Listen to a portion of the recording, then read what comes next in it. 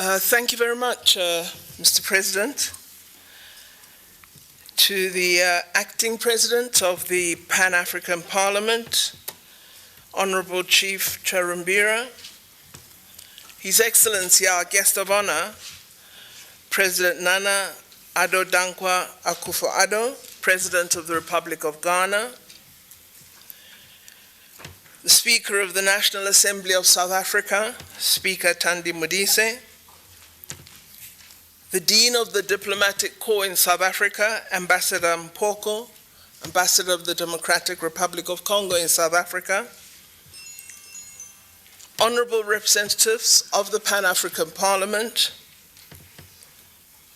members of the Diplomatic Corps who join us this morning, representatives of civil society present here, distinguished guests, ladies and gentlemen.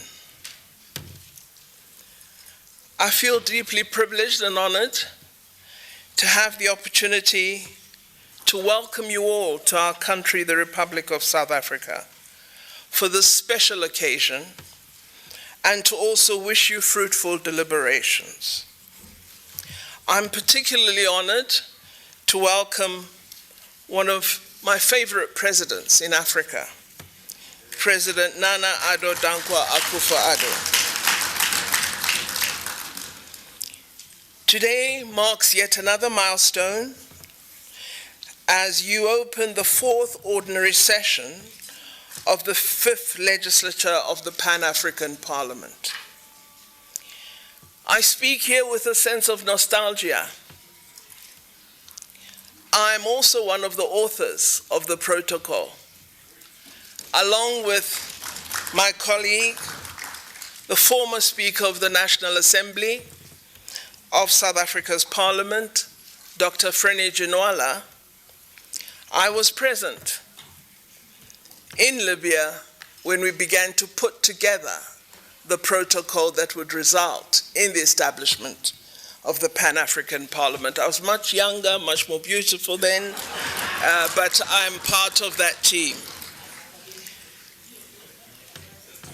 We were thrilled when during the African Union Assembly in Addis Ababa in July 2004, our heads of state and government agreed that South Africa should be the permanent seat of the Pan-African Parliament.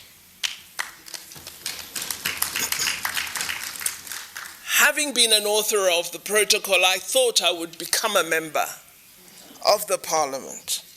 However, sadly, I became a member of the executive in that year, and so I've never enjoyed this wonderful opportunity that you do. Since then, the government of South Africa has provided support to the Pan-African Parliament in line with the host country agreement.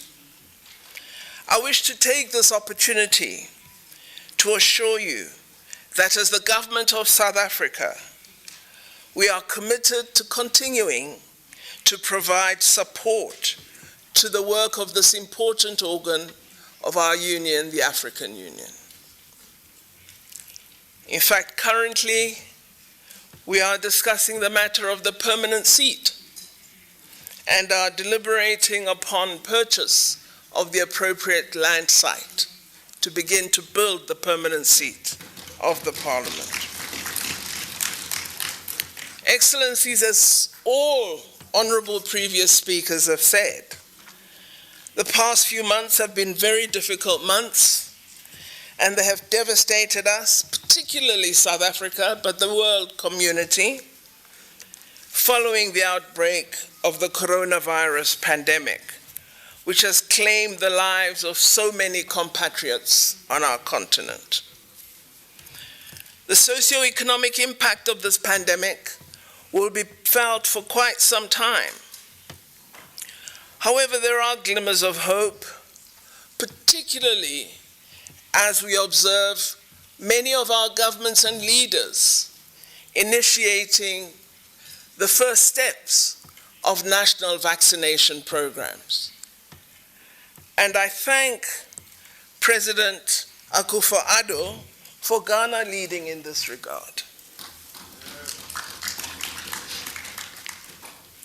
I'm pleased that we've also begun our vaccination program in South Africa, with hiccups here and there, as will happen all over. We have now begun with the second phase of our vaccination program, which is focused on people of 60 years and above, following our first phase of vaccination, which was that of health workers. I believe our continent will have to, in a very determined manner, address the worst effects of the pandemic for several years to come. Responding to it has not been easy. We've lost many people, as I said, and many of our key industries have been badly impacted. But I believe that as Africans, we will arrive at a point where we overcome this terrible pandemic. We have been warned that there will be other pandemics. It's a pattern of life we have to be ready for. And hence I firmly agree with the acting president of the Pan-African Parliament that we as Africa must ensure we build the resilience to respond to any health threat confronting us as humanity. I also firmly agree with him that we must use our research and innovation capacity to develop these responses. We must rely on our human capital, our institutions, to develop this ability to respond actively. This means, as the Pan-African Parliament and as parliaments in our countries, we need to give more attention to what we are doing to invest in higher education, what we are doing to invest in intellectual capacity, what we are doing to build research and innovation institutions. Because if we cannot do that, then calling for Africa not to be dependent is merely to be rhetorical, to utter nice words, and not to change the fate of Africa. And it is only you, as parliamentarians, who can provide answers to those questions. Just as it is you who will provide answers as to whether we have good governance and democracy in Africa. Nobody else. You tolerate the abuses of the executive. No one else does. You permit the executive to run roughshod over democratic institutions. It should not be the case if you were doing what we expected when the protocol was drafted.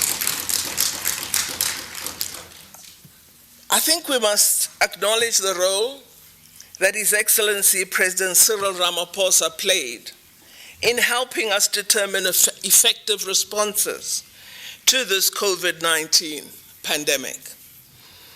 And I was absolutely thrilled when His Excellency, our chair of the African Union, President Tshisekedi, proposed that President Ramaphosa should continue the role he has played and serve as the African Union champion for our COVID-19 response. The President continues to work tirelessly together with the African Union Commission Chair and its Bureau to confront the challenges the continent is facing due to this threat. I hope, Excellencies, that at the conclusion of the deliberations of the Pan-African Parliament sitting, you will adopt a resolution supporting our fight that the WTO should temporarily waive the TRIPS protections which do not grant us access to the technology and the means to produce vaccines in the African continent, in countries that are able to produce them. This is something you must support South Africa and India on. We have put the proposal to the WTO. There is massive resistance to this opening up we're calling for because it suits many for us to be a customer. We are saying to them, we can produce, and we want customers too. The reason for the existence, the raison d'être of the Pan-African Parliament is that we should have a platform for people from all countries on the continent to be involved in deliberations and decision-making on the problems and challenges that confront us. It's therefore my hope that you will exchange very focused and deliberate views on this important subject. Our public representatives should be the front line of leading Africa to greater autonomy. And they must actively support Africa in developing its capability to respond. As I said, we have made great strides. Actually, our continent has been quite amazing, which shows its caliber. Despite predictions by many that we will be the worst hit. I don't know if you recall those public statements, that there will be bodies of Africans lying on the pavement once this virus hits Africa. And here we are. While indeed we've been hard hit, particularly South Africa, but the doom and gloom that was presaged has not occurred. Of course, this mustn't make us complacent. For me, what it does is raise the scientific question of why have we not been as affected? What should we do to ensure it remains so and gets even better? I think we also need to focus on new challenges and new opportunities. Africa shouldn't only be about gloom and doom. It should be about the future. It should be about opportunities.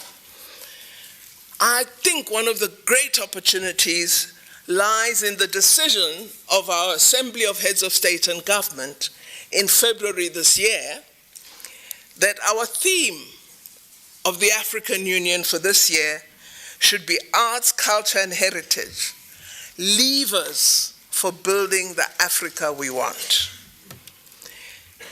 The endorsement of this theme affirmed Aspiration 5 of Agenda 2063, the Africa we want. An Africa, as Aspiration 5 says, with a strong cultural identity, with common heritage, shared values, and ethics.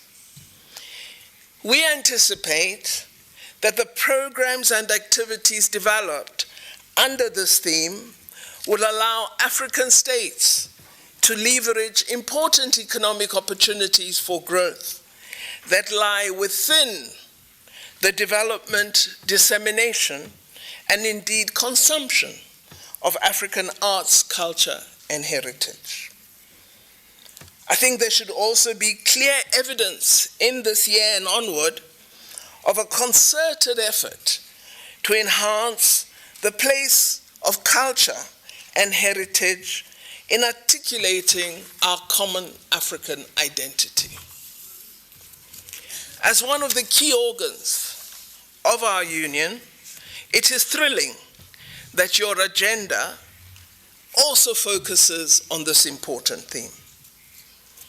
We believe arts, culture, and heritage can be a catalyst for employment creation, for new industry formation, and for income generation, particularly for women and youth, those most marginalized on our continent. However, we've not done enough to promote arts, culture, and heritage on the continent. For many decades, in fact centuries, our continent has been the victim of the importation of practices and cultural mores from other regions of the world. And these have been shoved down our throat to the neglect of our own heritage. It's therefore high time that we promote our own wonderful culture and heritage and export it to other parts of the world. We also should join Senegal, Nigeria, Ghana, and Egypt in doing similar work that they are doing to create heritage institutions that reclaim our identity. We need to be more bold in claiming our space globally and leverage what we have to do this. There are many opportunities that could be taken up through music, through films, through dance, to name but a few cultural attributes.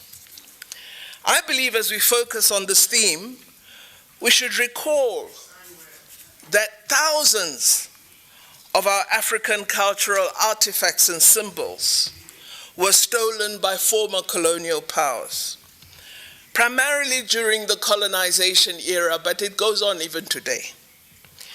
Most of these artifacts are still displayed in foreign museums, and many are refusing to release these artifacts to us. Effort and pressure from countries is required to ensure we repatriate these priceless gems, which are part and parcel of our heritage.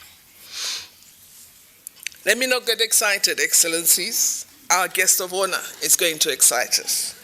I would like to conclude by commending the acting president of the Parliament, the Honorable Chief Fortune Charumbira, for working tirelessly to ensure that the Parliament sits even during these difficult times of the pandemic. I wish you all productive and fruitful deliberations as you consider key issues that are impacting on our wonderful Africa. I also wish you all the best as you elect men and women of talent as the new members of the Bureau, and as you set about the renewal of the leadership of other structures of this Parliament, such as its permanent committees and thematic caucuses. I wish to conclude by thanking the outgoing Bureau with whom I had built a positive relationship. It didn't begin that way, but it ended well. Let me say, Excellencies, as I close, asante sana, merci beaucoup, muito obrigado, shukran, nyabonga, and I thank you all.